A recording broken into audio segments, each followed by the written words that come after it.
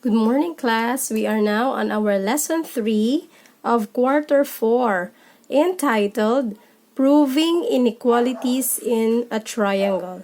And so our main lesson is a review and a more specification on the inequalities of a triangle. Okay, let's continue. Let us first have our triangle inequality theorem number 1. Last time we have discussed about triangle inequality theorem in general, but this time we have 3 triangle inequality theorems. This is number 1. See this? This is a code, which means that if you have given sides, then the sides will affect your angles. Later, I'll explain that to you. Let me read to you the definition of triangle inequality theorem 1. If one side of a triangle is longer than a second side, then the angle opposite the first side is larger than the angle opposite the second side. Class, we are talking about one triangle only. Okay? We do not compare this triangle to another one, but one triangle only. So, given this figure, triangle DEF. Okay, if this triangle DEF has this measurements of sides, okay, so we have side DE with 3 inches, DF with 4 inches, and EF with 5 inches. If the given has sides already, then we can identify which angle is bigger or smaller. Okay, ilunggohon ko ha. Kung may given ganing ang mga sides, sa diri pa lang ang inequality theorem, mabalaan na naton kung ano ang dako da nga angles or gamay nga angle. Okay. Ang translation sang meaning sa triangle inequality theorem 1 is this.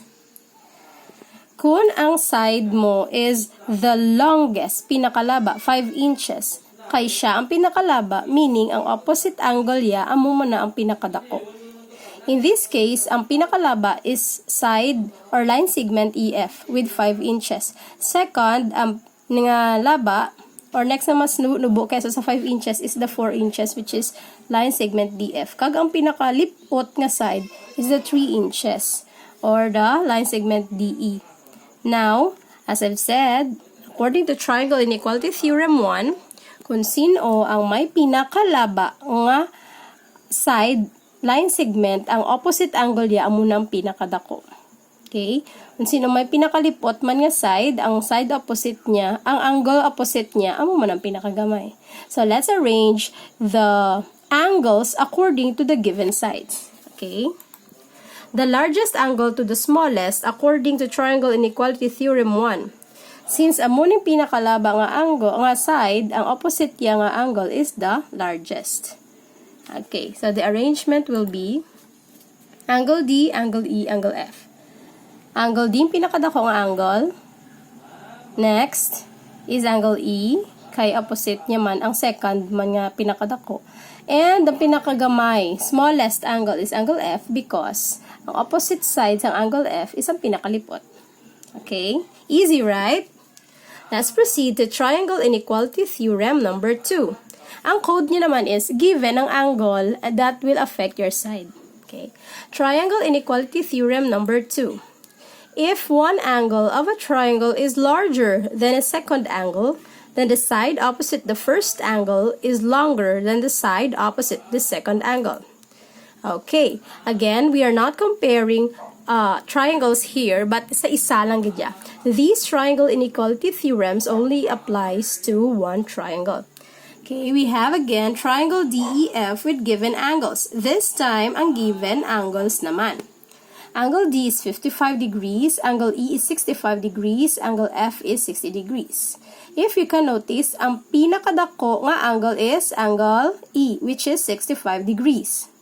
Next is angle F with 60 degrees, and ang pinakagamay nga angle is angle D, which has 55 degrees. Comparing the three of them, we can say that si angle E nga may pinakadako nga angle has the opposite side of line segment DF.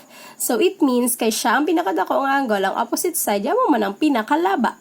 We do not know really kung pilagid ang iya nga measurements, pero we can know based on our opposite angle nga siya ang pinakalaba. Liwat? kay siya may pinakadako nga angle, 65 degrees, ang opposite side niya, amo man na ang pinakalaba. Next, seconded by angle F. Si angle F with 60 degrees has the next nga mas dubo-dubo nga angle. And so, ang opposite side niya, amo man ang sa tunga. Amo man ang line segment DE, ang next man nga pinaka nga shorter lang compare sa line segment DF. And the last one, with 55 degrees, si angle D, kay siya may pinakanubo nga angle sa tanan, gamay lang iya nga pag-open, and so, ang opposite side niya, amo man na ang pinaka-lipot. And so, let's arrange the sides according to Triangle Inequality Theorem 2. Kung may given ka na nga angle, it will reflect man sa iya nga side. So, let's arrange the longest side to the shortest side. Okay, so the answer of this will be line segment DF, correct, because ang 65 degrees, which is the biggest angle, is opposite niya, angle E. Opposite niya, line segment DF man. Next is line segment DE, kaya opposite niya second man, no? And the last, which is the shortest, is line segment EF, which has the opposite man nga, pinakanubo nga angle. Okay, easy, right? And let's go to Triangle Inequality Theorem number 3. Ariya kodo. Last time, in-review ta na ni. This is specified last time. Pero, we are again talking about one triangle. Okay? Side 1 plus side 2 must always be greater than side 3. I-mix mo man na siya. The sum of the two sides must always be greater than the remaining side. Let me just read this. This theorem states that the sum of lengths of two sides of the triangle will always be greater than the length of the third side in the figure below. Okay, here is triangle ABC. And we have identified last time the sides. We have line segment AB, BC, and AC. Okay. And dapat we have to follow that whenever we combine the two, the sum will always be greater than line segment AC. Dapat gina siya ha, ang sum sang duwa, gin-mix-mix ko na must always be true, nga greater than the remaining side. Kaya kung hindi na siya remaining side, those are not possible lengths of a triangle. Okay? The next theorem is a review already, the hinge theorem. Class, in this case, ang hinge theorem is applicable to two triangles. If you can notice, on triangle inequality theorem, 1, 2, and 3 is for one triangles only. But sa hinge theorem, parehas man sila actually. Kung diin ang may pinakadako nga angle, ang opposite side niya is also the longest. Pero, applicable sa duwa ka comparing two triangles. Okay? Review na lang na siya. Next. This is the converse of the hinge theorem. Suli naman.